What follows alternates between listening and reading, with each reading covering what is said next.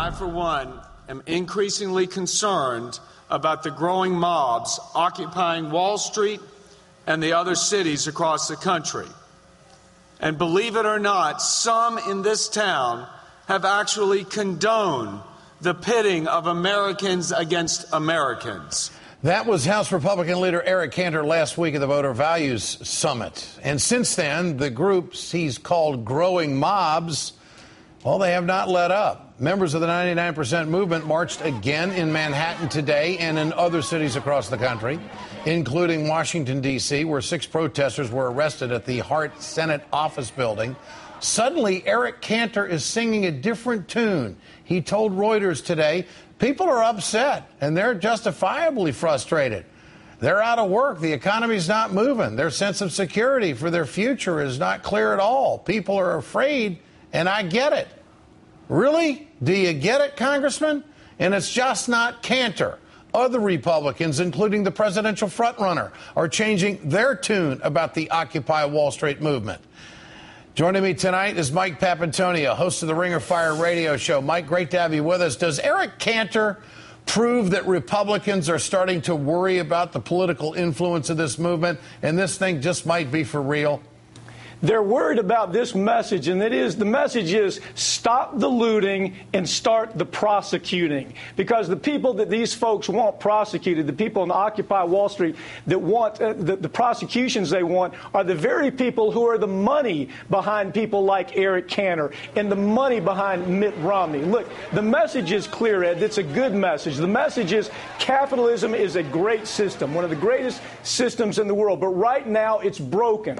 And the people on Occupy Wall Street, Occupy D.C., Atlanta, you name it, the message is the same. They think they can fix it. They want to fix it. And it's real simple. Yeah. First of all, what you have to do is you have to remove all of the money from politics. A guy like Eric Cantor doesn't want to hear that. He doesn't want to hear that you have to remove the money from the lobby system and the political system. The second part of it is that you have to stop this insanity of too big to fail. Look at the money that Eric Cantor and people like Mitt Romney have gotten from those banks that are too big to fail. Well, you know, Mike, we have seen a real shift here. Mitt Romney also backed off his statements in the course of just a few hours. Here's what he said yesterday afternoon about the Occupy Wall Street movement. All the streets are connected. Wall Street's connected to Main Street. And so finding a scapegoat, finding someone to blame, in my opinion, isn't the right way to go. And then here's what he said just 6 hours later in the same evening. Here it is. I don't worry about the top 1%. I don't, instead of nights worrying about, gee, we need to help them. I don't think about that. I'm not worried about that. They're doing just fine by themselves. I worry about the 99% in America. I want America once again to be the best place in the world to be middle class. I want to have a strong and vibrant and prosperous middle class. And so I look at what's happening on Wall Street, and my own view is, boy, I understand how those people feel. Oh, really? Is this just another standard Romney flip-flop, or is he feeling the heat from the movement? What do you think? Well, you remember Romney called himself a middle classer, Ed. But what he does, what he's part of is he's part of that 1/8 of 1% that controls $46 trillion worth of American wealth. And you know what? That's okay as long as it would really trickle down. But Occupy Wall Street is saying this. The rage and the commitment that you hear out there is this.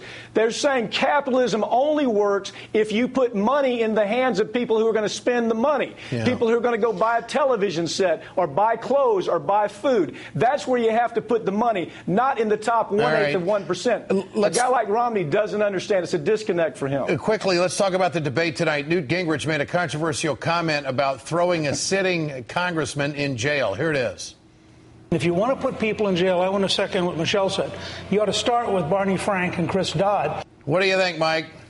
Well, I'll tell you this. He's had the opportunity when he was in the Senate to perp walk so many folks on Wall Street who had stolen trillions of dollars from this economy, never did a thing about it. He's a dead man walking. This is his last meaningful debate. So he knows that. He's saying outrageous things like that, and we'll continue to hear that from Mitt Romney. Mike Papantonio, always a pleasure. Thanks for being with us on the Ed Show tonight.